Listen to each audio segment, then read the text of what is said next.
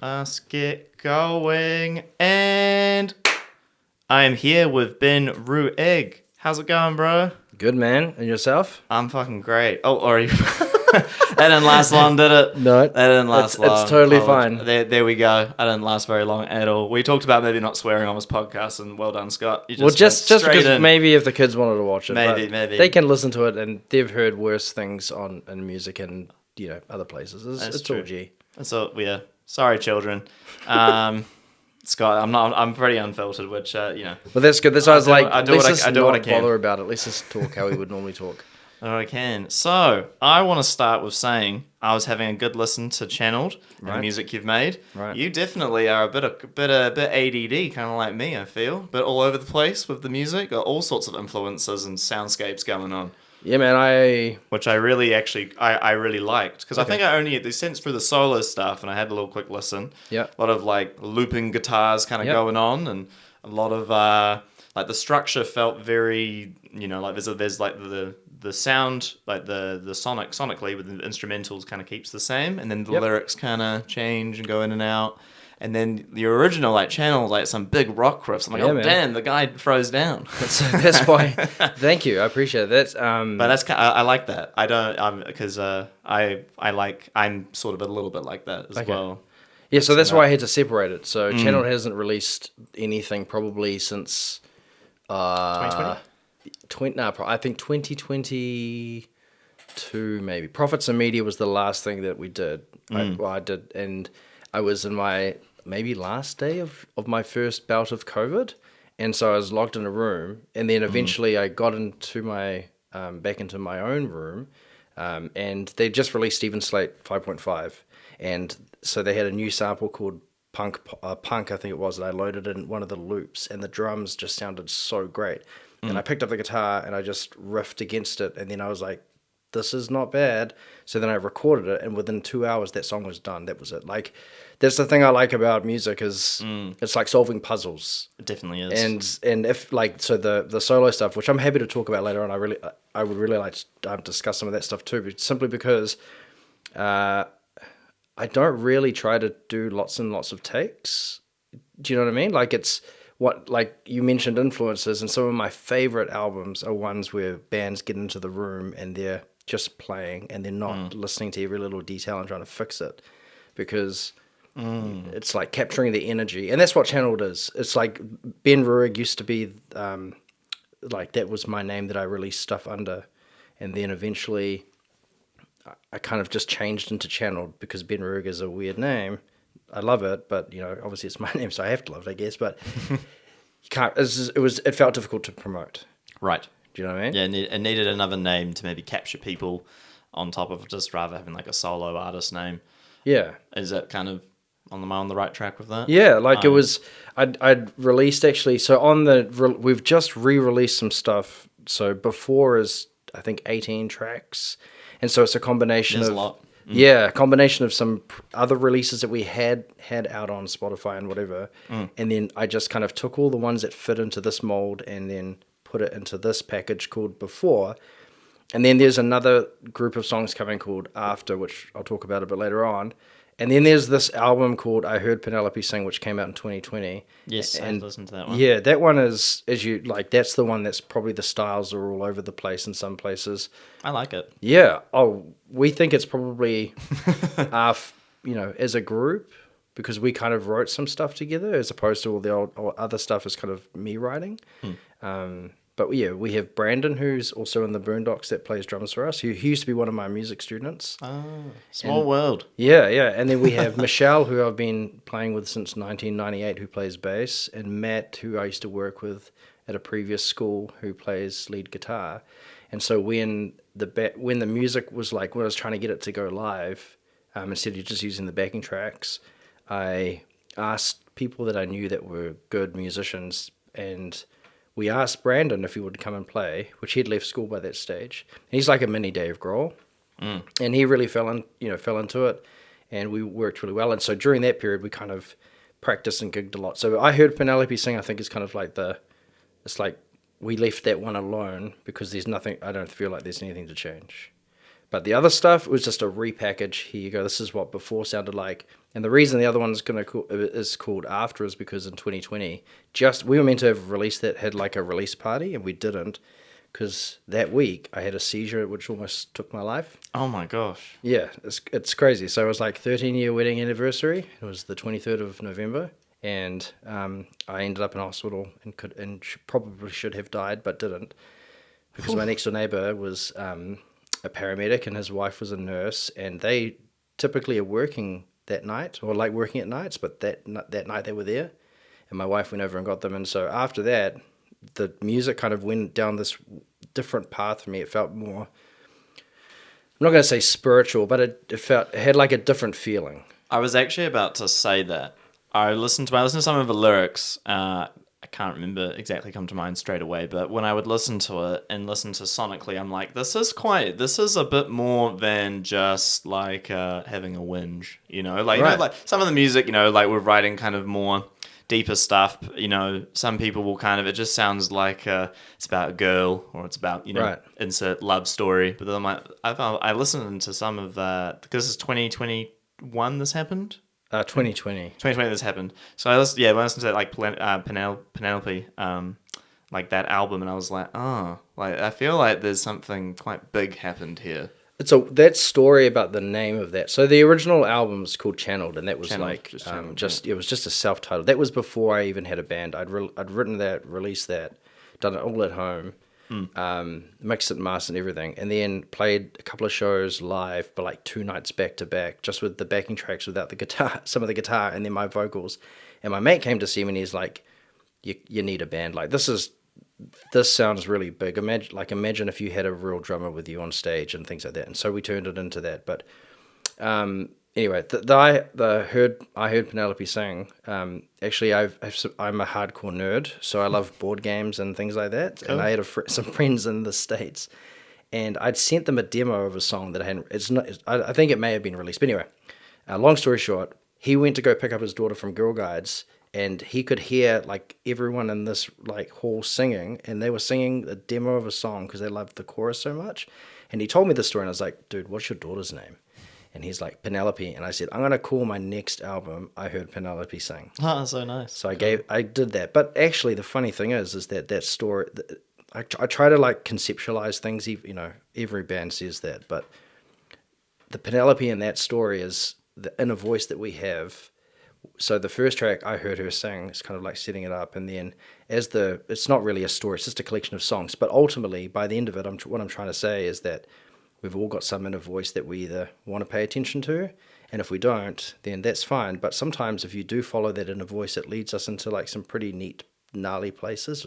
Do you know what I'm saying? Yeah, 100%. Yeah, I know so exactly like what you're talking about. where I am right now as a teacher, I used to be in corporate, and I just one day felt the urge to say to somebody, I actually feel like music is my passion, and I want to teach kids how to enjoy that. And so I quit my job and went to uni to study to become a teacher, and that was the inner voice. So all I did was take that idea of this girl called Penelope over in the States and conceptualized it and turned that into a voice. And we say that, you know, I heard Penelope sing. So yeah, I try my very best to write lyrics that just, they come out of nowhere, and hence the name Channeled. Yeah. So there's no like real meaning behind channel. Was like channeling energy? Yes. I guess that's basically It's like songwriting. So Yeah. you're a songwriter yourself, right? Mm-hmm. Okay, you know that amazing thing that happens when it like feels really good and just everything starts to click. Yes. And I was like, how do I verbalize that? How do I give that a name? So instead of calling myself Ben Ruegg, when I was thinking about band names, I was like, I think the first name I had was called Direct Line, and my mate's Direct like, Line. that's never gonna work. So I was like, okay, that's cool. Sounds like some real techie, like sort of like you've like been disconnected from a phone line. Pretty kind of much. thing, yeah. And so I was like, what else would work? And I was like, Channeled. And I guess that stems back from like as a kid, just playing guitar in my bedroom and not thinking about like fame or fortune. It was just a fun thing to do, and it felt so good when you wrote a song. And then I didn't really mind if people don't like my music or listen to it at all. Like it feels great creating music. Feels good. Yeah. Do you know what I mean? Like it's an alternative to other things that can take your attention away from like being alive. For sure. There's lots of things out there that you could do instead of writing music, and you don't have to write music. Well, the thing is just like I think music is one of the best ways to emotionally release what is happening in your life in a moment. Like, that's how I've used it ever since I started songwriting from the age of like 15, and ever since it's been like the same. It hasn't really changed too much since then. Like if I write a song, it'll be it's like the mood and everything will be dictated exactly by like it's so in the moment. It's like capturing dynamite essentially. And one thing I try and do is I don't think about like I'm like you. I don't think about it too much. I really don't. I just let my if I'm playing guitar, I just let my hands figure it out. And when I do lyrics, a little bit trickier because I'm a bit newer to that. I've only started singing since like 2017, 2018. I'm playing guitar now for like 15 years. Congratulations. Thanks. I haven't stopped. Well, I have ups and downs, but I still play. But basically, like trying to doing the lyric writing is like I just put a loop on of like the instrumental, and I just will figure it out, and that's what I do. Whatever comes out, comes out. That's what I do. And if it sounds cool to me, that's all that really matters. Dude, you're speaking my language. I just I try and I think like definitely there was moments it's about fame and fortune. Definitely expectations. You start thinking, I'm going to make this thing work so hard, and guess who cares? Nobody. But that doesn't necessarily mean people won't. You just need to. I think it's like if you come from a pure place with it, and it also depends what you want to do with music. I think that's the other thing. Like, what do you want to like? That's the one thing I'd ask myself a lot. Like, what do I want to do with this? Am I going to make this a career? Because that's a lot. You're going to make this a full-time job, being a touring musician, and I did have that thinking for a while. And the struggle was always also having band members who are willing to commit to that. I'm sure you might have gone through something similar. Yes, it's hard work. I feel like every musician kind of goes through a bit of that. And I was like, well, I think what I should be focusing on is get a little bit more selfish and be like, probably sort of what you've done. And which is like, I will make the music I want for myself. Mm-hmm. And then from there, I will record it or I will do my own thing and then bring on some musicians maybe to come play it, and that's how I'm gonna go forward. The band thing for me, unfortunately, didn't really work out a few times, which is fine. But it was like, I mean, you've probably done that. Like you invested a lot of time, money, effort, and then suddenly it just kind of all falls apart, and it's like, oh, that whole thing I dedicated my time and effort and money to. I mean, like before Spotify and streaming stuff happened, there was a band that we were in, Michelle and I were in, called Anything But Federal. Yeah. And we had a drummer called Paul Rishworth, and we kind of got together organically, and I'd written some ideas, and I think we had we did carpet it, but it was like a storage shed somewhere, and it was just loud and noisy and just reverberating all the metal sheets. We're like separating the storage units.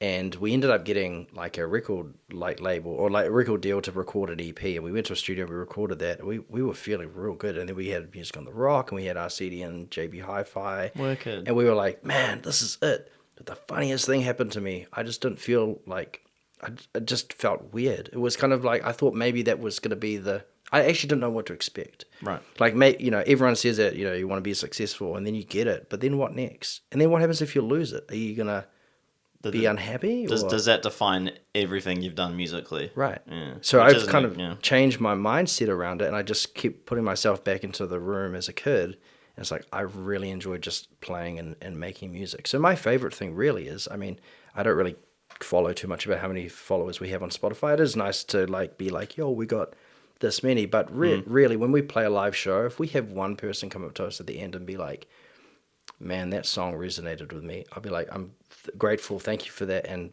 that's my job done. Somebody had a really nice experience with what we do. But nowadays, in the age of streaming, it's just really bizarre. And obviously, coming in with Channel, doing that sort of stuff, it's there's so many great musicians out there, and I in my mind, like with the kids that I work with as a teacher, as a music teacher, I just hope that they don't use that as a litmus test to say how good they are. Well, yeah, I like with the whole like defining your credibility, I guess, on streams or numbers or followers. I mean, that's always been the case, even to like going back to MySpace era with getting like friends on MySpace and then obviously creating Facebook pages. around bands and being like, oh, we got like 5,000 likes. That must mean that we're doing great. And it's like, does it?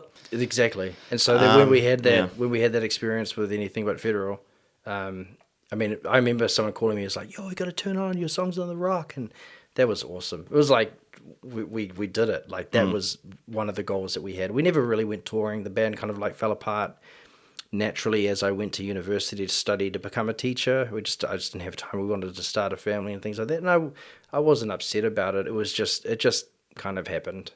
But the main thing really that I learned from that was it just reaffirmed to me that the best part about music is the creative process and writing music and then sharing it.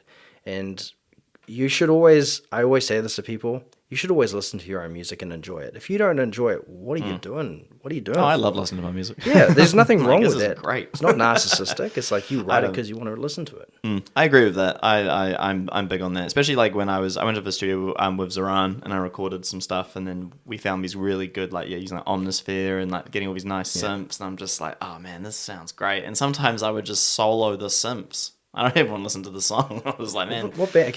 What band were you? He's a great producer, by the way. I've worked with him. I worked with him last year as well. Actually, I was working on a song for a film score, and then I worked with him a few years ago on my own project called the Nighthawk Experience, which was like my animation music type project I was doing for a bit, which was cool. So he's amazing. But definitely, like to your point, one thing that I'm really fussy on is the perfection.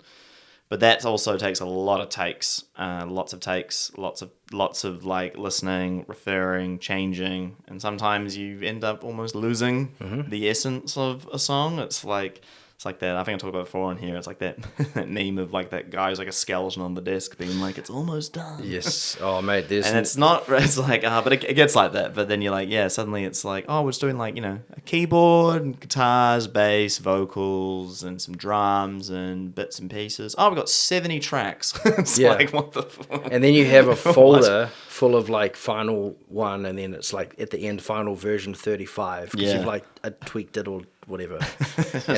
And the EQ's not right here, or like the volume's not right, and we need to automate this, and like the vocals here, and the harmony's too loud, and it's like, man, you just go on forever. Back in the day, I still believe in it. I think it's called the car test. Put the song in the car, go for a drive. Does it sound good? Does it feel right? And if it does, just leave it. And actually, the cool thing about I heard Penelope sing stuff was that there's a couple of tracks on there.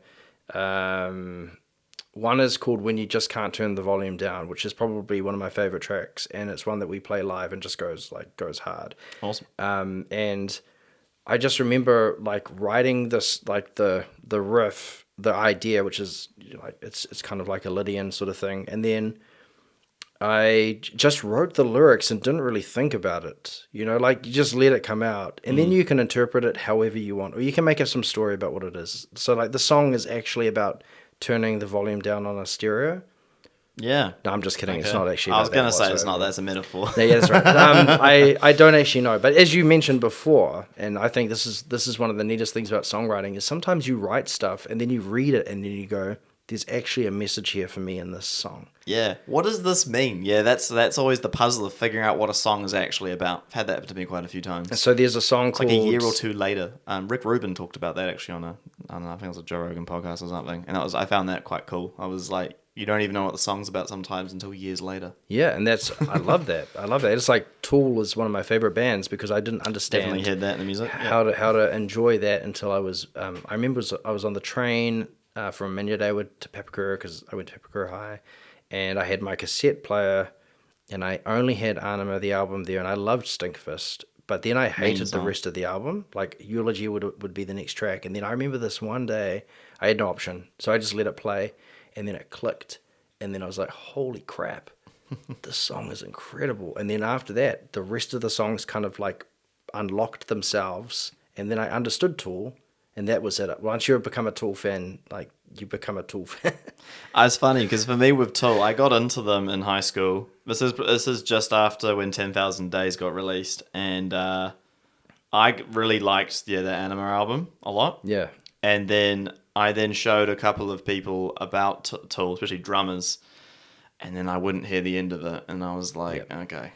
And then I kind of went off them. I was like, not because I got other people into them. It was just more like I think I just got a bit like bored of it. Fair enough. And then I saw them live at Big Day Out. That would have been 2011 when they came and did that. Yeah. I think they did that. They came like a couple of times during the same tour, 10,000 Days one. Yeah, and I saw them twice actually. Because I worked at their gig they played at, back then, Victor Arena. And nice. They were much better there. But the first time I saw them play Big Day Out, I was like, these guys this is just wishy-washy rubbish.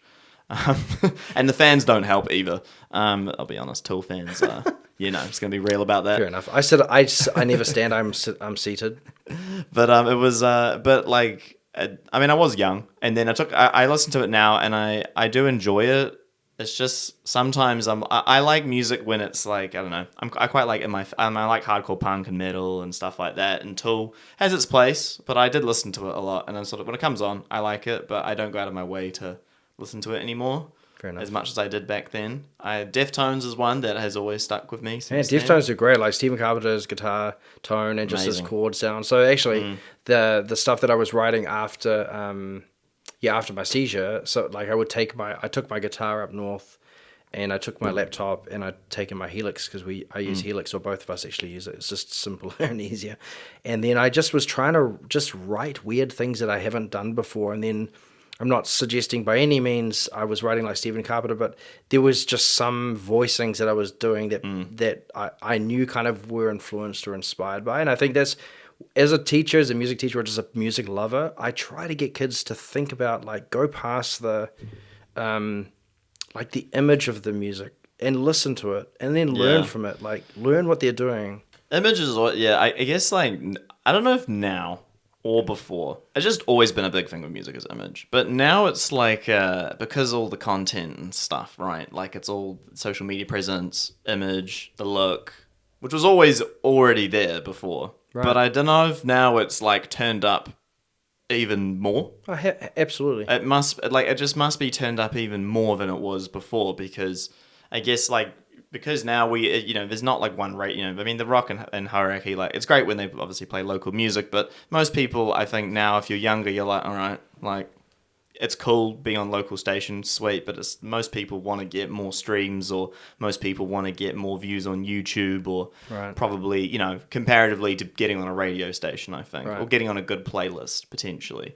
Where was I going with this? My point, my point is like, I think when it comes to image of a band or an artist now, like, and young people relating to it, I do feel like now you, like, as an artist, like, you have to be so much more than just a musician. You can't just be a musician anymore. You got to be we talk about this on here so many times, but it's like, you got to be like the content creator, the businessman, the businesswoman. You got to produce everything yourself. Yep. And it's like, there's so many pros and cons to it all. It's like, now more than before, everybody can record at home and make something probably better than the Beatles ever could. Sure. Right? I mean, not musically, but production quality I'm talking about. You can now have access to, you can make your drums sound like Abbey Road Studios if you really want. But then it's like, you release music and now you're competing with, I don't know, tens of thousands of songs uploaded every day. What's going to make you stand out? What makes you good? And then and now it's sort of like this weird thing where it's like, well, how do I get attention and get viral, right? So it's like, what can I do? And then people kind of get lumped into like, oh, do I create drama? Which route do you go to get attention? And I don't know, I just feel like, I guess for me, I was kind of at like the beginning of social media in high school. So I kind of got to have like, a bit of perspective on both, of sort of growing up with, still tape, CDs and all that. And then streaming became a thing when I left. So Spotify became a big thing 2013 or 14. Yeah, it came out I was at practicum, so 2012 it came out. Yeah, and then just kind of watching how that's changed, and then, I don't know, it's like, there's a lot of benefits, there's a lot of great things, people can release 100%. Music, get it out there, but then it's also like, it's like the other side of it, and then, but also people's attention span, but then you're also making technical music now, you could say, it's actually better, because people's attention span's smaller, so you can make more technical music that can be like, whoa, a bit groovy. Yeah, like, I never imagined, like, I talk about them a lot on here as well, but as a polyphia, I never would imagine that a band like that getting radio play and getting millions of streams. They get radio play in New Zealand? Okay, maybe not. Okay, not in New Zealand, Yeah, but like overseas. overseas they get. Or I think in maybe Australia, internet radio station in New Zealand for sure. yeah, like on like Australia. I think like on like what's the big one? Triple J. I think they played them, Fair enough. and it's like who would have thought a math rock yeah. band doing crazy stuff and now being played on a mainstream radio station, and it's like that's pretty cool. So yeah, funny. So this funny thing, like probably to my detriment, I don't really focus on the image stuff as much as I probably should if I wanted to be famous. But I always tell people this, and maybe I'm digging my own grave here, but like my intention when I was young was to be famous. Like if I wanted to make music a career, and now my intention is the complete opposite of that because my family is the most important thing that I have. Of course. And when it comes to like image and things like that, the image that I try to bring with Channeled is we are just people who love playing music, and if you want to enjoy that feeling of just interconnectedness with other people and having fun and enjoying ourselves and not taking life too seriously, you can come see us, come hear us, come see what we do, because the recording stuff is like a product. It's our product to get you to come and see us live, and when you come see us live, you'll understand why we're called Channeled, hopefully, and you'll enjoy that experience. We want you to put away your devices. We don't want you to be thinking about your work. We just want you to be there with us, because that energy that we create on stage is to be shared with everybody. We don't need you saying this and that about us, like as in, we love the solo, we love the song, whatever it is. It's like, mate, we enjoy just the process of playing, and there's nothing cooler. And this is what I try to, again, like teach my students that I work with, even my own kids, is that ability to be on stage is a blessing, and I'm so grateful that I can do that. But it's not about me; it's about us. Yeah, this is the connection, right? You're bringing something to make people feel something, right? Yeah. So that's for me. So then the solo stuff that I sent you a little while ago, it's just called Ben Ruegg. My dad passed away last year in September. Gosh, man, you've had a hell of a few years. Yeah, it's been crazy, man. but as I say to people all the time, it's like you've got to learn how to be grateful about these, like life, because who knows what happens when you die. You just got to enjoy the moment, be present right here, right now. And I struggle with that, but yeah. Yeah, so that's what I learned that lesson. And the crazy thing was I learned that before I had my seizure. And so it was almost like I was being prepped before the seizure happened, so that when it happened, I went through this big phase. And now I'm in like a really great, I'm really happy where I am in my life at the current school I'm at. I was so grateful to be at my previous school. But anyway, my dad passed away last year. Channeled had stopped playing. I'd already said, like, we knew what was going to happen. It's like, we'll play a couple of shows. Brandon was really busy with his other group, which is totally fine. And so I ended up just writing a song a couple of days, or maybe a week or so after my dad had passed. I'd found, like, do you do voice memos when you come up with an idea? Yeah. Yeah, and you're like, and so I found a weird alternative tuning, and it was, all I'd done is taken the G and put it down to F sharp, and it created this like mantra or like ostinato sound, and that resonated with me. It just sounded bizarre, and then I figured out the bass line for it. And then, yeah, it's just like that stuff is the complete opposite of Channeled. It is meditation music. That's the best way that I can explain it. Right. Does that make sense? So yep. when my dad was really ill, one of the things I did, and I still do to this day, is to go walking in the morning just before dawn breaks. Because, is it dawn? Yeah, it is dawn, yeah. Yeah, it's right. You're right. It's like there's no, it's dusk. No, it is dawn. Is it dawn? Is it dusk? Dude, we are totally useless at this stuff. Whatever it is, that's the right answer. Yeah, before morning breaks. No, you're right. It's dawn. It's dawn. Okay, cool. Yeah, I just remembered I wrote a song and I actually mentioned dawn. And we should have known this together because of the dawn parades. They don't do that at night. Yeah, they don't have dusk parades. That's right, yeah. So, I mean, maybe someone does. Maybe someone does. Continue. But anyway, I would go walking in the morning and I would just listen to the birds and just like see the trees around me, and there was no one there. It was just me and the world. And it just was such a cool experience, and it really helped me get through the struggle with my father.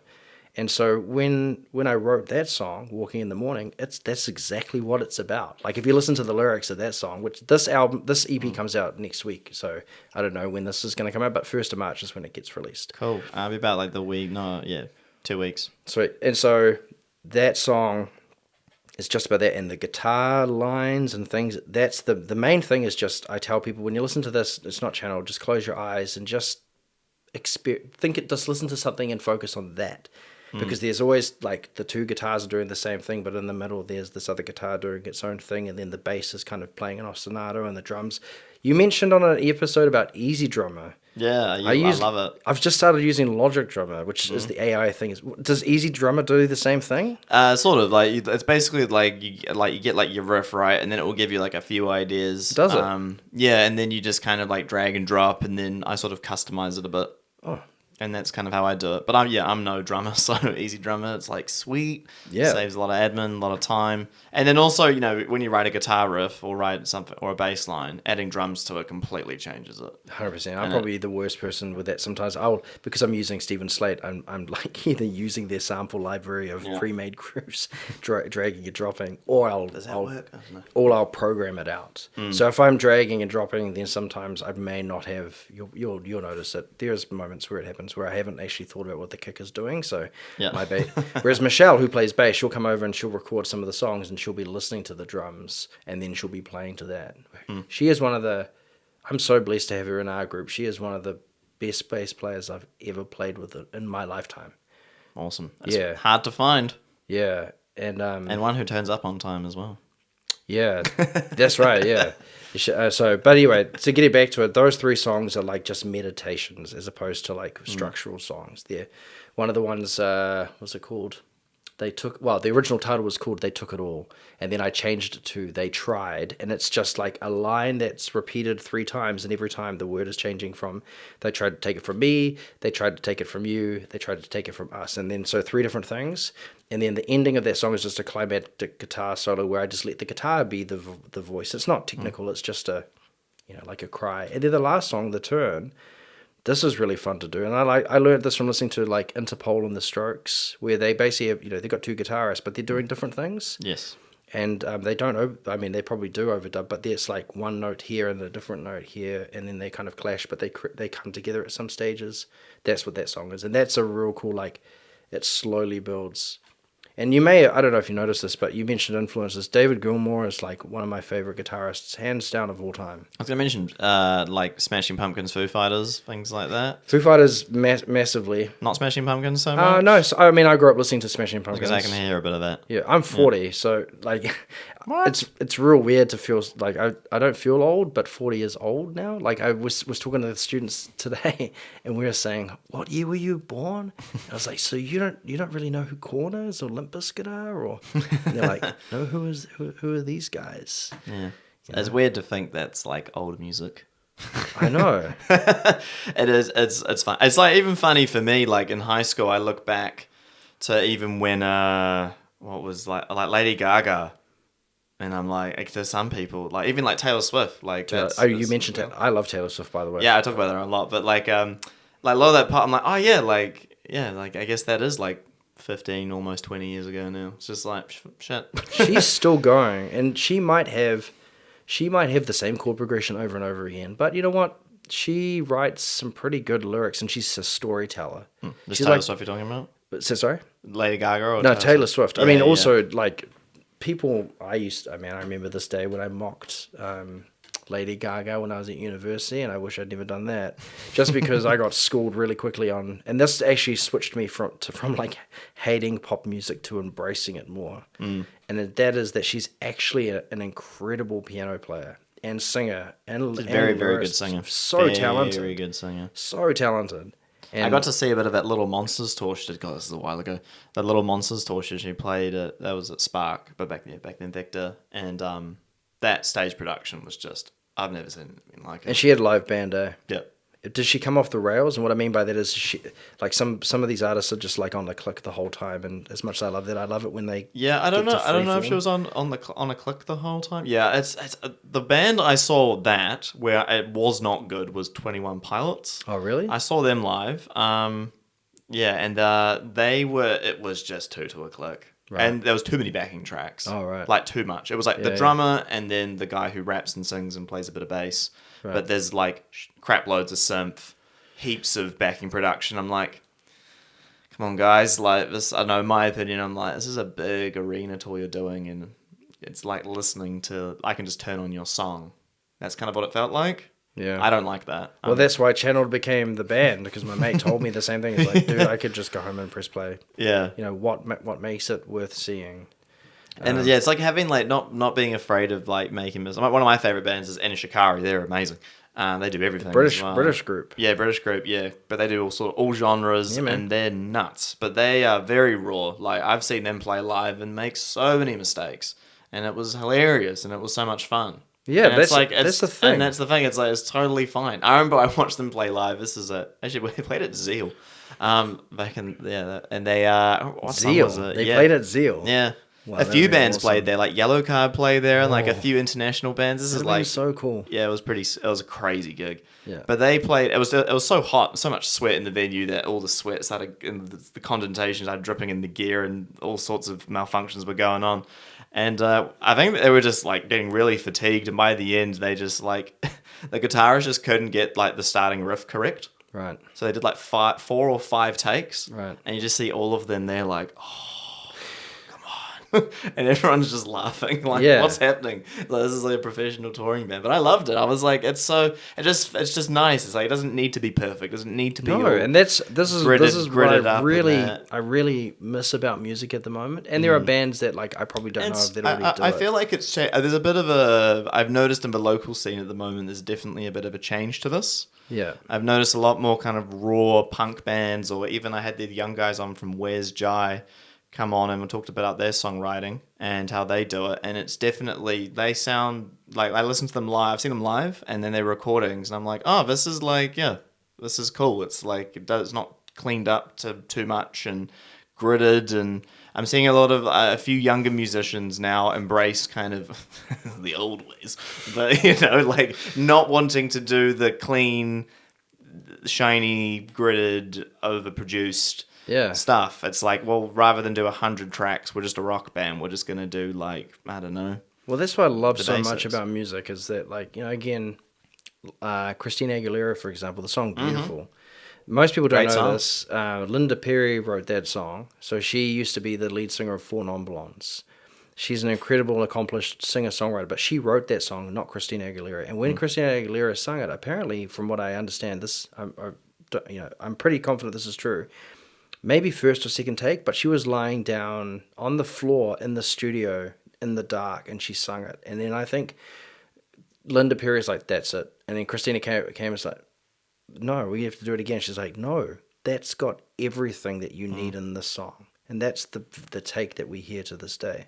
It's the same as like you know, Peter Gabriel. I love Peter Gabriel. Like, and his drummer, Machu, I can't remember his name. I should really remember this one. But anyway, he's the, I was going to say Machu Picchu, but that's it, like a place.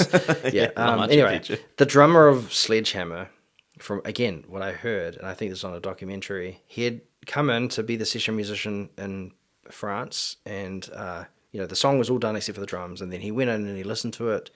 Manu Picchu. Picchu? I'm going to find it. before It just sounds like Machu Picchu. yeah, I know, yeah. And then he played it, and then he walked out, and then he's listening to it, and then Peter Gabriel's like, okay, go do it again. And then he's like, why? Everything there is what you need. Like, you have everything that you need there. And he's like, yeah, but I want another take. And he didn't do it. So the take you hear on that recording is the one take that he did. That's the stuff that I love so much.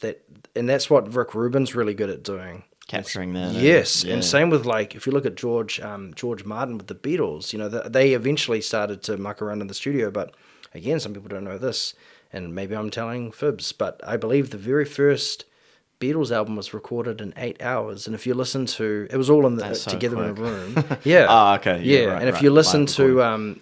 to Twist and Shout, like, John Lennon's voice is breaking because he's been singing all day. They probably did multiple takes of the songs, but they probably didn't. They didn't edit it like we have editing now. Oh, hell no. I remember I did a little bit of editing on tape, like properly. Yeah, I did too. Nah, I'm all good. I'll go and stick on the computer.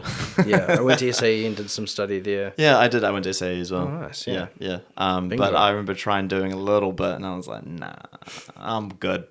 I don't need to do this. Yeah. I appreciate tape. I mean, don't get me wrong, getting the tape feeling and stuff's cool, but I was like, So I think, like, with the channeled stuff, like, going back to that, I do my very best to capture the feeling that I got when I wrote that song. So, as I said before, Profits and Media, in fact, in the take that is online at the very first track of Before, I make mistakes in the second chorus. I actually forget the words. So, if you listen to it, I say something like, yeah, or whatever it is. But, like, I didn't care. It just felt so cathartic. Like, I was singing about, I think in that song, without getting too deep, again, this is one that just kind of came out so far. It's like the media and prophets and just like churches and religion, and they just have so much influence over people. And then unless you're aware of that, you're just going to continue to be suckered in by that. Yeah. And so, yeah, that's what that song is about. So as long as the song I got captured that energy, and I learned that trick, or was really inspired by another band I didn't like until I grew up a little bit older, which wasn't that much older to be fair, which is Rage Against the Machine, their first album.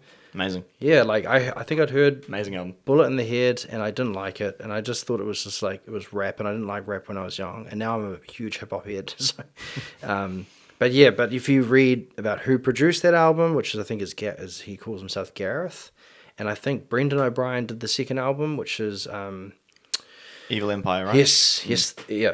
I mean, they're in a studio recording live, and they probably did overdubs here and there. That's the stuff I love. So whatever I do in channeled is try to do that. But obviously, because I'm recording in my room, I can't, it's not like I can record all in one go. But we are going to the studio this year to work with also Scott Seabright, who I just love his sound. He's awesome. He's a lot of bands have been on. Scott Seabright and Zoran are kind of like the main producers who sort of do a lot of the musicians I've had on here. But I even worked with Scott back at York Street way back when that was, York Street Studios, throwback. Yeah. What an awesome experience, but a weird one that was. But it was very cool to experience that at a young age. Oh, sweet, man. Yeah, so I want to kind of get into about you being a teacher. So you left corporate world how long ago? 2008. So 2008. Oh, right. So you've been a teacher for about 15 years. Okay. So I'll let you know the short version. Okay. So I was working for a company for about 5 years. Eventually became part of the training team, training people how to do their job. And then when my wife and I got married, in 2008 we went overseas, and after 30 days of like the most incredible time going on all the roller coasters in America, pretty much in LA and stuff like that, and then went to visit my family in England because I was born in England and brought over here. Oh, really? So was I. Oh, nice. Bingo again, brother. So then I came back, and I remember sitting back at my desk the very day after we landed, and I just felt deflated. I was just like, man, is this what life is about? Do you just work at all this time to go on like one holiday every couple of years? It's like, no, I love music. And anyway, so went into a meeting. My boss asked me what I want to do in 5 years' time, and I said I want to be a music teacher. I just felt this overwhelming surge to say that. And then he said to me the most profound thing, which will always stick with me, and I tell my students this all the time. He said, if you don't do it, then 5 years' time, you probably may wish you had. And I was like, dude, how can you come back from that? So I went home and told my wife, and she's like, if you want to do it, I mean, so yeah, we did. I did, and definitely we did. But I had no degree in music, so I had to do 3 years of study. So I studied songwriting at Auckland Uni, and then 1 year postgrad for becoming a teacher. So I've been teaching since 2013. Oh, yeah. So now wow. What's something you've noticed big since you started in teaching in 2013 to now with students? Is it mainly high school students you've always taught? What's something that you reckon's been like, I don't know, personality or just like kids in general? What's something you've seen that's changed a lot in that period of time? I'm really interested in this stuff. No, I think this is a great question, and I hope people that are listening that are of age or have missed the dirty words. So I guess for me, the biggest thing is, I would put it this way, I kind of feel like students I want them to let go of how they think people think about them. And very difficult at that age. Yeah, because that's like with a name like Ruegg, you could imagine all of the bullying I got. And if you don't, I was bullied horrifically through primary school, like real bad. Now, I could have ended up becoming introverted and hiding away and letting them take over, but music was my savior.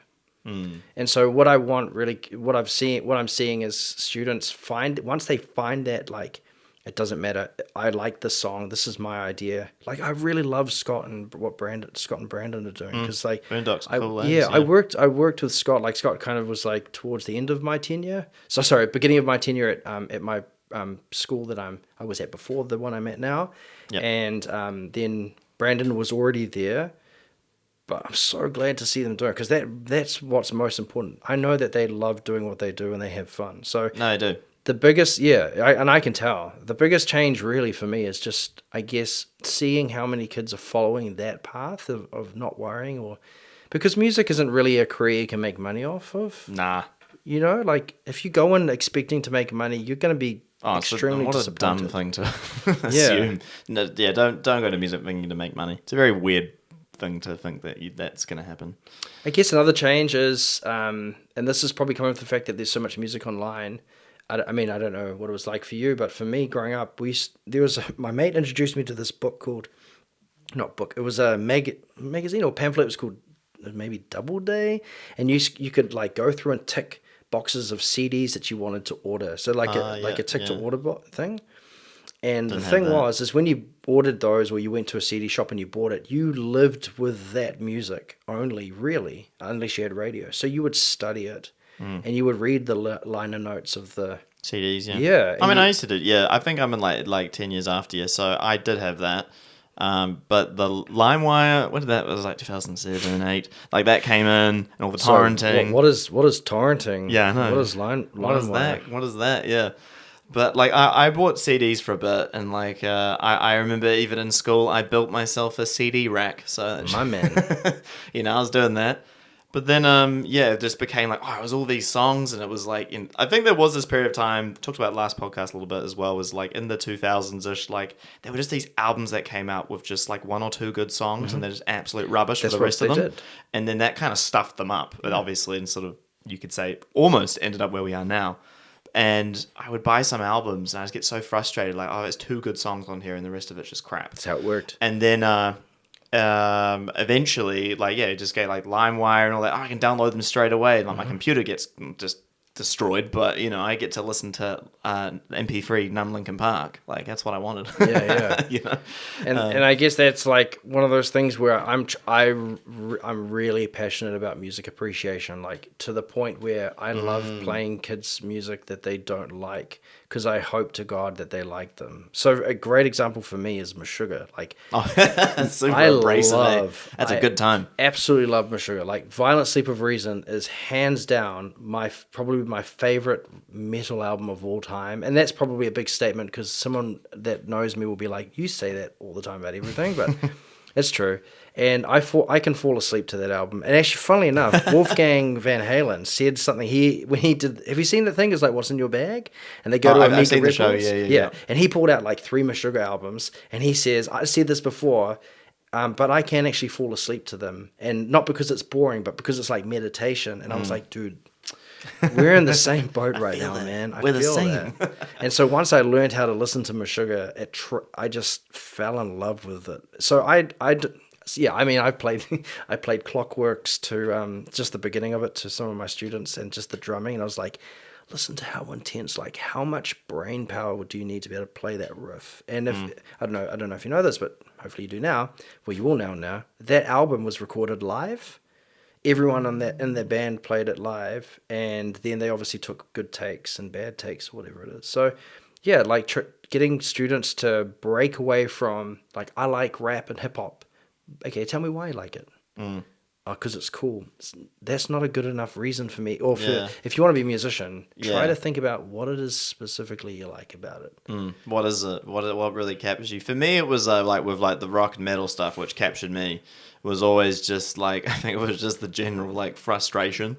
And I was like, I'm a bit of, definitely have been a frustrated guy. So that helps a lot. Just sort of like therapeutic, I suppose, in that way. Totally, so that's why it got me very quickly. Because I used to listen to, I remember getting Scribe's album. Still a great album, by the way. Awesome, The Crusader. 10 out of 10. Yeah. A New Zealand pop rap album. Right. But a lot of like that stuff and that kind of like wave of New Zealand hip hop that was like, there was Nesian Mystic and like Day Halmo and all that stuff. And then eventually like started like hearing like more rock and then metal, and then like Linkin Park was the one where I was like, this is me. I think this is my personality now for a little while. And then I didn't like that first album when it came out. I honestly didn't. And then one day again, like it clicked. And then once it clicked, that was it. I actually love Reanimation. That was cool. Yeah, man. Yeah, so I came on. But then after that, it was like, like the new, and then it became like, that real emo, post-hardcore, like metalcore stuff was massive. So I really got into that. And then that was like bands like Parkway Drive and all that. That's like, they have some sick breakdowns. Yeah. I was like, man, just all the zeros I can eat. Yeah. So I kind of got into that, and then Machine Head and like a lot of those. And then I was like, yes, it's awesome. But then I started like kind of. And Shikari was a good one for me because they did a lot of electronic. So I started really getting into like drum and bass, and then like some house and trap, and then the dubstep thing blew up massively. I remember that. And that was a point in time that happened. I think so. For me, like when I was 12, my friend had an older brother, and I went to his house, and he had mentioned like a band called Korn, and I had no idea who that was. They were listening to Metallica Load and stuff like that back at that stage. And anyway, we were about to go to Tempin Bowling, and we were watching music television, and the host... MTV, you mean? No, it wasn't MTV. It was like...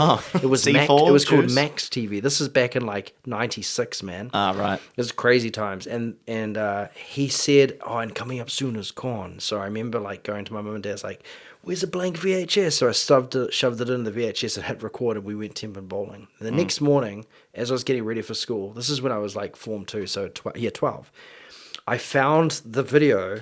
It was like, okay, now the song is Korn, and it was Chutes and Ladders, and I stood there and my jaw hit the ground because I'd never heard music like that in my life. The guitars were like dissonant, playing against each other, and he was singing nursery rhymes, and he was like, he looked like someone that wasn't the normal like stereotype metalhead. And then I remember like biking all the way from Minyadewa, where I grew up, to Papatoetoe or Hunter's Corner to buy the CD because I'd seen it there. Cycled all the way home. I was like, Mum, can I have some money? Cycled all the way back and bought it. Cycled all the way back home, put it on and listened to the entire thing. And at that stage, I was like, this is my music, man. Korn is like, they taught me so much about emotion and music. It's just those first two albums. It's incredibly emotional, like so dark. 100% dark. So dark, man. That song like Daddy, it's just like, I struggle to listen. Like, this is fair enough. This is a hard song to listen to. But then, because I think like for me, like what was like I think the deepest band I'd listened to because like Linkin Park is like it's very polished, so it's like it's not like that real raw, like it's not underground, like just like that first album by Korn was not meant to do that successful as it wasn't meant to be that successful. No, man, it wasn't meant to be like that. Isn't that the story with all bands? Like think about Linkin Park, like they were playing small venues before they became Linkin Park, but like the big Linkin Park. I love the story of them in the studio. And how that happened. Do you know much about them, like recording Hybrid Theory at all? I can't remember who the producer. I think it was Don Gilmore. Yeah, it was. Yeah. They got rejected from like 30 record labels. Yeah, like no one wanted them. Right. And then when they went to record at Warner Brothers, they eventually they came up to them. Oh no, they went up to Chester at the time and was like, yeah, I don't know about this rapping, eh? We should probably get rid of the rapping. What do you think? It should just be like a rock band. I think that's a better idea. Which is a very weird thing to think about when they came out because nu metal was massive. But they were like, we'll just get rid of the rapping and just be like a rock band. And then they had a big argument in the studio and then obviously kept it. And one of the biggest selling albums of all time. And then everyone was like, oh, this is a thing. And then all the record labels like, we got to make another rock band. And I'm just like, screw them. It's like, it's just because... And that's the thing, like back then when it was record sales, it was to do with, like once you had a band that was successful, everyone wanted to sign that next band. Because that's where the money was in that, like, the record selling business. But once that business died and then you had streaming, it became different. That's why I feel like Meteor and... Hybrid Theory are kind of one album. They are. I liked Meteor, but it just sounded like Hybrid Theory Part 2. Whereas for me, I really loved the very next album, which was Minutes to Midnight. Yeah. Because they were trying different things, and Chester swore. Could you believe that? Like they didn't swear on their first two albums. He swore, and then the very last song of that album, the Little Things Give You Away, which is that really like kind of like shuffly feel, like 6/8, 12/8, what do you want to say? Some it's just a beautiful song about like a really terrible time. And then the next album after that, I think, is probably Thousand Suns. Yeah, man, that album blew my mind. Did it? Yeah. When I heard it, I was a very like, this is okay. Well, that's what I when mean. first heard it. I love bands that don't fit. They do things that pushes them. True. You know, like That's very important. Yeah, like if you think about some bands that just have the same album over and over again. But AC/DC, if it ain't broke, don't fix it. Yeah. You know? To quote Scott, isn't it like 7 albums? Like just like one song over 7 albums? Yeah, pretty much. Yeah, sorry, Scott. But no, But nonetheless, I mean, if that's what works, that's what works. But like Incubus is another big band. And that's I what love. you enjoy. Yeah, Incubus. Yeah, it's true. Yeah, they another one that changed heaps. And they worked over with the years. So I try to bring all of these bands that I studied as a kid, and because I'd stopped writing after Anything But Federal, which is in 2008, 2009. Obviously, I wrote tons during my degree at Auckland Uni. It wasn't until 2017 I started to kind of write again. And then all of the songs that are on before are from 2018 until 2019. Yeah, and that was just me just letting out. Actually, no, I lie because I'd combined some releases. So some were from 2022. I don't know. But nonetheless, my thing was that I just wanted to... I always reference influences. I'm always happy to say this band influenced this, or this riff was influenced by this. A song called Savage Dream, 100% influenced by like my love of Korn, and just because it's in B. Songs like Slow But Steady... and all of that stuff was inspired by kind of like the sound of like Incubus's early albums. I would drive around when I was delivering pizza, like singing my lungs out to Make Yourself, the album. Such good melodies. Great album. Yeah, do you find that now within school, like, because I have noticed a little bit of like a rock alternative indie comeback in the last few years. Are you noticing kids now like are quite into it? Yeah, man. They've more than always maybe been 5-6 years ago, or I think because now it's a bit more like for example, Olivia Rodrigo was used it like huge, right? Yeah. Massive. There wasn't really anybody like that for a little while in the 2010s, you know, like on a pop level. You're very clever. By the way, I really appreciate your thinking because I feel the same way. Thanks, man. She's got. Are you suggesting she's kind of got this rock edge now that's coming through? Yeah, well, like I just noticed that change, and there was like I guess I talked about it a little bit as like MGK. I wouldn't say give him all the credit because I don't believe that's true, but it's sort of like there's like this part where it was like the rap reached a point where it's like, hey, now we've sort of done as much as this genre can go with talking about, you know, big booties and cars and money and, you know, the SoundCloud rap thing that happened and all of that. We can have a whole other conversation about that stuff. I bet, but like I felt like it reached an expiry date a little bit. Like it's still very popular, but it doesn't quite. I don't think there's much excitement. I don't know. Because when I'm online looking at music, I just don't feel like there's as much excitement. Like when Drake released a new album or something, I'm not a fan, but I understand like people like that stuff, and it's obviously massive. I'm in the minority, but then I notice now like the more alternative music. Like seems to be encroaching into the top 40 again, like in Billboard, not just albums, Billboard #1 singles. So I guess to answer your question, it really does come down to what is being fed to these, like to the general public on radio. That's kind of how I feel. Like if when hip hop became really popular, that became popular, and so therefore, music followed that trend because that's where the money is, right? Yeah, of course. So when you look at like artists like Olivia Rodrigo or even like Avril Lavigne back in the day, and there's still other artists. Like I feel like Miley Cyrus is kind of up to a rock edge a little bit. Like Flowers isn't really a rock song. Demi Lovato as well. Demi Lovato, 100%, man. You know, so yeah, I think like if a kid wants to then learn that song, but also they've got to want to pick up the guitar and play it. You know, and like they've got to have someone that's going to make them want to play the guitar. So if that means like Taylor Swift learning how to play chords. Dude, I'm all for that. As I said at the beginning... So get you started, eh? Yeah. I'm all about just kids feeling that amazing energy that exists when you create music. Even if it's someone else's music. If you're in a covers band you're playing and someone reacts to you and they really enjoy it, that's such a beautiful Did you ever do the cover band Yep, thing? I'm in a covers band. Oh, you are? Yeah. Oh, cool. What's the name of it? Called Lounge Apes. Lounge Apes. Yeah. Oh, true. You guys do like bit of everything, or like rock, or 70s, 80s, 90s, or So Eric runs this thing, and so he puts together a like a 90s act, and then we've got like Pearl Jam and Foo Fighters and Coldplay. He is amazing, like what he does. I again so blessed and grateful to be able to be part of that.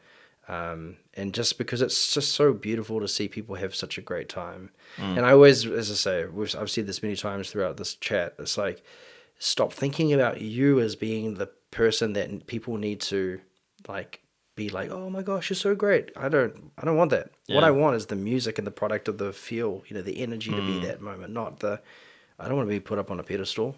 Yeah, I did the cover band thing for a few years, and I got very over it at the end. All right. I got very over it. It wasn't so much because I want to be on a pedestal. It was just like, this is work. That's what it felt like to me. It is work, but I love it. It's fun. Yeah. I don't know, the fun stopped pretty quick for me. It just felt like a job. Fingers crossed it doesn't. Fingers crossed it doesn't. For me, it got to that point, so that's why I stopped. Right. And also I noticed that, like, went to a few bars, started drinking a bit more, and I was like, okay, I think we might need to stop.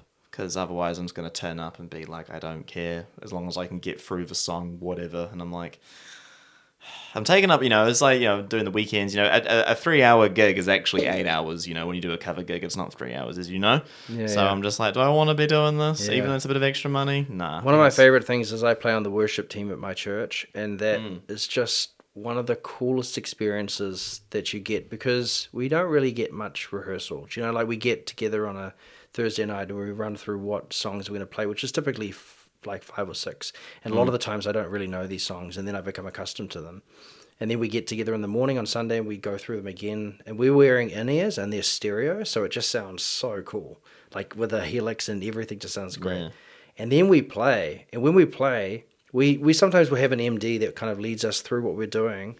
But we all just feel that energy, and we just go with that. You believe what you want, but nonetheless for us on stage at that stage, we're just connecting with something, and we love that, and we share that with the audience. And that is essentially what Channel was before I joined the worship team. Was like, I make music, I like that process of creativity, and then I play that. And when we play live, if people feel it, they do, and if they don't, that's fine. I'm normally on stage with my eyes closed, just in the zone. I don't think about my stage presence too much, because if you do, when you think too much about something, you try doing it, it doesn't work. Nah, you just kind of gotta let yourself go. And when you get to that point playing, I know what you mean. When you're playing live and you let yourself go, you're not really thinking much. It's just happening. That's like the best. Just trust yourself. Yeah, that is the best. I'm curious. Like, so are you an avid churchgoer by any chance? I would say religion is a weird one, eh? So, like, I'm just interested. I just think these days it's not as common for myself in my normal life to meet people who are like do attend church or go to like a mosque or go to a temple. Yeah. Like I know of people in that, but it just doesn't happen as much. Maybe I guess growing up myself, I was Christian, so I was around it, and then haven't really been around it since. Yeah. So for me, I came to find I always knew about God, but I personally came to know God after my seizure. That's the best way to explain it. Yeah, okay, that makes sense. Yeah, yep. And the way that happened was that I had lost almost everything. Like I couldn't drive for 6 months. My wife had to do everything. I was getting driven by somebody else. It was just I'd lost all control. And when you lose everything, you then question, well, why do I even exist, and what do I have to look forward to? And the answer to that question, what am I doing here? Almost. Yeah, and the answer to that question is to be grateful. Because what happens when you close your eyes and you go to sleep? You don't know what happens. You have a dream. You wake up. So what happens when we die? When we close our eyes, is that it? And if it is, and if all of this stuff is just absolute hogwash and none of it is true, it doesn't matter, because I did my very best to be a good human being. And I'm not going around trying to evangelize or tell people that they should believe this and that and make them feel bad. I want to show what faith has done to me in my life, and if people see what it's done to me, and they knew me before and they've known me after, and they can see a change, maybe that alone will allow them to go off and think about things. Like if you lost all of your money and you lost all of your belongings and everything, would you still be able to be happy? Yeah, and it's very true. Yeah, and if the answer to that is yes, then Try it, bro. And you, before we started, we mentioned cold showers. Yeah. I love that. Yeah, I'm all about it. If I could have an ice bath, I would, just to help. And I know that it's like that, a few minutes of. I do martial arts as well, so Good. a few, a bit of pain or that struggle and that. Like it's just, I think in day-to-day life, especially I work corporate, you're sitting at a desk all day doing all that stuff. It's not very, not just inspiring, but you're not. I think for being a human, our bodies aren't really designed to sit all day for that long and stare at a screen or whatever it is, whatever it may be. So for me, it's like that's my therapeutic process, and finding these little things I do just to help. Like before, I was feeling a bit and I'm like, you know what? Let's get in that shower, Right. blast freezing water, Right. and then I'll probably be all right. There's a weird thing. There's a weird thing that happens, right, with the human psyche and the brain, and that is when we're thrown into situations we're not prepared for. A magical thing can take over and then guide you through whatever that is. Do you know what I'm saying? And Yes. I think a cold shower triggers that, because if you've never done a cold shower before, I recommend going into one after listening to this and just jumping in, have a warm shower first, and then at the very end, just go straight cold for 10 seconds. Freezing. And you will panic. Yeah. Now, if you can manage that panic eventually, Yeah. you'll learn that when you're in situations where there's high stress, you can find a way to think clearly. And I feel like that's the best way to explain my relationship with God, is that I've learned how to just let things happen. I can't control everything. I don't know I could drive home tonight and die. I know that sounds really crazy. Yeah. Do you know what I'm saying? Yeah. But I don't know what's going to happen. All I can be right now is present with you and whoever's listening and who's listened to my music. And so when they go listen to my music, that's me just being honest with myself and channeling whatever that magic energy is that all these artists talk about. Rick Rubin is one of my favorite producers because he doesn't really do much. No. He goes in. He's got a really good interview where they're like, do you know how do you work a desk? No. No, he just lets them be themselves, and he challenges them on things and then pushes them. Do you like Lamb of God? Because I quite like. Okay, so Randy Bly. Yeah, right. So there's a great clip of him when his producer says, "All right, I want you to run around the block, and then I want you to come upstairs and then grab the mic, and then you're gonna sing Walk with Me in Hell," right? And you can see him being pushed to the absolute limit, and he's almost like vomiting, and he hates his producer. But man, wasn't that take good? Like when you hear him, it's like desperation. There's another one with Ross Robinson. That's right. Love Ross. He did that with Slipknot, that first album. I think he literally would make Corey vomit and just that's a bit intense. Just probably go overboard. But the music is brutal. So it's I don't know. How do we make the most heaviest, disgusting thing possible? Well, I guess you did achieve a version of that. Yeah, there was another band I got introduced to in 2001. Someone showed me their first album. And that's the other thing that's interesting, right? So back before internet really blew up, no one knew who those guys were. They just wore masks. No one knew that was Corey Taylor or James Ross. Is it James Ross? It is. Jim Ross. Jim Ross. No, Jim Root. Jim Root. Yes, my bad. And then Mike. I can't remember his Mick last name. Thompson. I remember. Mick Thompson. I used to love Slipknot. Yeah, right. And then actually, is it Joey Jordison was going to be a guitarist, but he ended up being drums. Yep. Yeah, that's correct. And there was I can't remember the guy who died.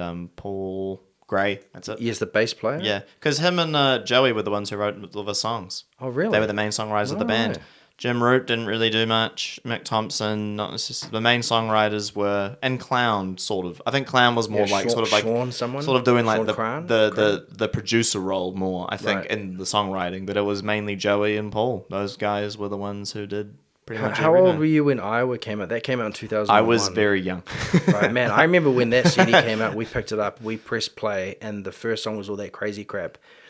But I didn't hear Slipknot until it would have been, I think, just before All Hope Is Gone came out. That's when I saw 2007. Disaster Pieces, those opening lyrics, which I am not going to repeat here, are some of the most brutal things I've ever heard in my life. But that album by Ross Robinson produced just sounded different to the previous stuff that Ross Robinson had done. Because Ross Robinson did Korn. Yeah. He did Limp Bizkit's first album, didn't do the second one. No.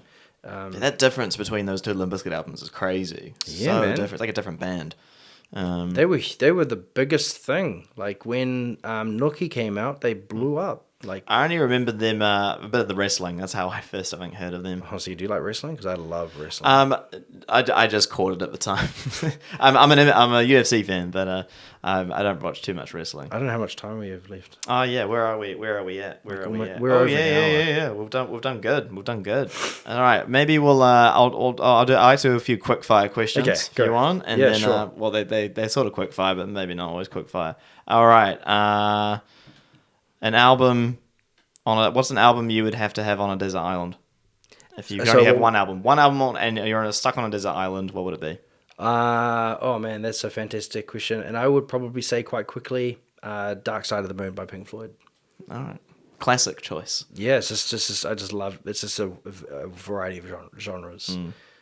Something you were told musically, whether it be a music teacher or maybe a band member or a producer, something that you reckon was like bad advice. Was bad advice? Yeah. Oh man, I don't. To be fair, I'm pretty lucky. I feel like I haven't really had bad advice. I say that wholeheartedly. If anything, can I just say like one bad thing that I learnt from a teacher? Yeah. Well, no, sorry, not a bad thing that I learned from a teacher. Rather, I did something bad that I learnt quickly not to do from a teacher. That was when I was 14 and we played with our band. I came off stage at the Talent Quest and I thought I was God's gift to earth with music, with my band. And my teacher shot me down straight away and told me that this is not about you and you shouldn't be doing this. And I was like, holy crap. And after that, I just learned, I did my very best to be as humble as possible because I knew it wasn't just about me. It was about everyone else that was involved in that. Yeah, I don't think I've ever been given bad advice. I'll make something up. I would say, the advice I was given is that you could eat chicken raw. Yeah, yeah. That is very bad advice. Yeah. Yeah. Okay. Let's see what else we got. I can just come off the cuff with a piece of gear that, if you had to choose, apart from a guitar tuner pedal, when you play guitar, what is the pedal of choice if you only have Helix. one? Helix? Because it's got everything in it now. That's a cheap Sorry, one, man. Okay, to be honest, everyone's gonna hate me or laugh at it. Middle Zone, I loved the Middle Zone. I loved the Middle Zone pedal, man. That was a game changer for me. Oh, that's hilarious. Yeah. Those were a thing for a bit. Have you seen that video? Do you know a band called the guy's name's called Corey Wong? Do you follow him? Is this the guy who put like 100 metal zones together? No, he put this bass player was like talking about his pedals, and they stitched him up and they put a metal zone in his chain, and he's coming along and he's real serious, and all of a sudden he's like, "What is this?" And then the rest of his band is cracking up. Yeah. I will make sure I send you that video. That's pretty fun. No, it reminds me of a guy who did like a test, and he's like, "Oh yeah, I'm just gonna put like 50 metal zones together, and we'll see what it sounds like." And I love that stuff. It's so dumb, but so fun. And if I could think of one more, because you're a teacher, something you would like.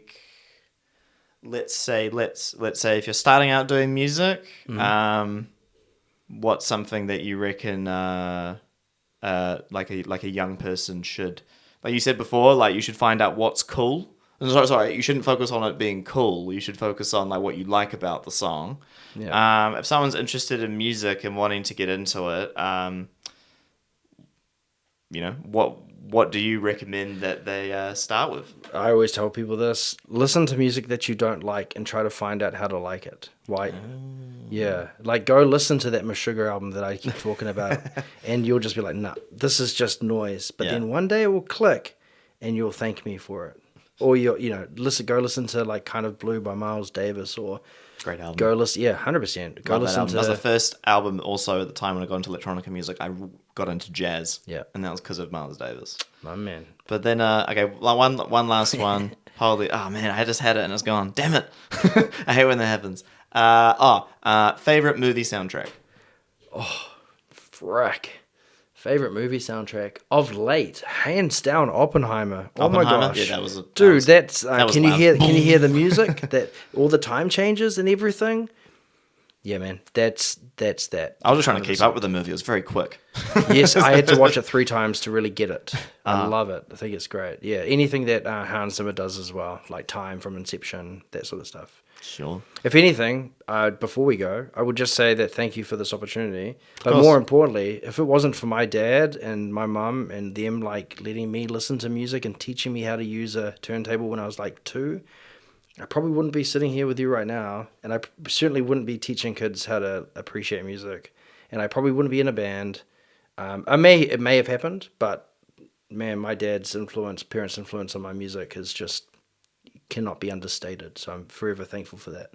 Awesome, man. I'd love a pleasure to have you here, man. Great learning about you. Yeah, thanks everyone for listening, and I wish you the best with everything that you're doing. Thank you, sir. All right, we'll just leave it there, guys. All right, bye. Ka kite.